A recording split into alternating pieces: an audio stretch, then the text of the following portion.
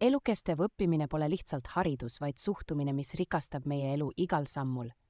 Iga uus oskus, olgu see siis uue keele õppimine või hobi alustamine, avab uksi võimalustele, mida me varem ette ei kujutanud. Isiklik kasv ei toimu mugavustsoonis, vaid siis, kui julgeme astuda sellest välja ja proovida midagi uut.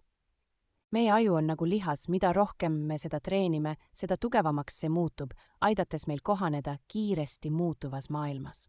Õppimine ei piirdu ainult formaalse haridusega, see võib toimuda igal pool, alates loodusest kuni küberruumini, ümbritse end inimestega, kes inspireerivad sind kasvama, nende energia ja teadmised on nakkavad.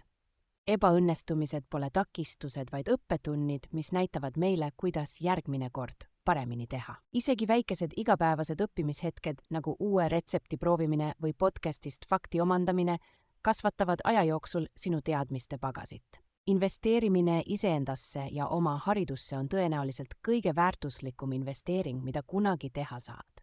Seega ära karda alustada täna uue oskuse õppimist, su tulevik tänab sind selle eest.